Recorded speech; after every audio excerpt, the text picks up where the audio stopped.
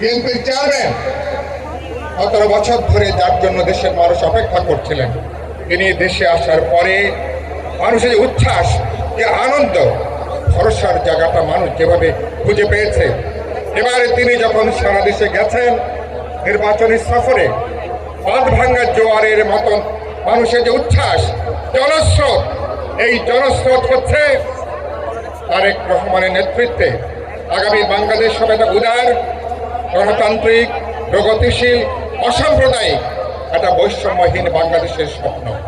সেই স্বপ্নের সারথি তিনি এই জাতিকে আগামী অনেকগুলো বছর যিনি পথ দেখাবেন, নেতৃত্ব দেবেন।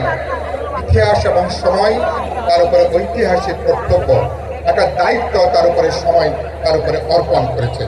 আমি আস্থা রাখতে চাই, ভরসা রাখতে চাই, মানুষের যে আকুতি, মানুষের যে প্রচন্ড আকাঙ্ক্ষা, এই মুহূর্তে তারেক রহমান যেখানে আছেন, কেবল তিনি আগামী অনেকগুলো বছর আমরা এই জাতিকে স্বপ্ন দেখাতে পারেন। উন্নয়ন, অগ্রগতি, একটা সম্ভবভিত্তিক গণতান্ত্রিক বৈষম্যহীন, একটা মানবিক দায়বদ্ধ রাষ্ট্র সমাজ সংবিধানের ক্ষেত্রে তিনি পথ দেখাবেন। এটাই হচ্ছে আমাদের সবার আহ্বান তার প্রতি। আমি আশা করি তার শরীরটা ঠিক থাকবে। তিনি হঠাৎ করে দীর্ঘ বছর আসার পরে তার শরীরটা মাঝে মধ্যে শরীরে একটু দুর্বল হয়ে পড়ে।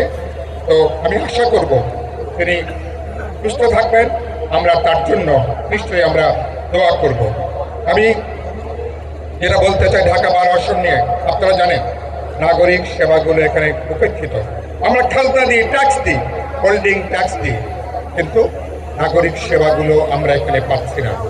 আমি বলেছি জনপ্রতিনিধি হিসাবে আগামী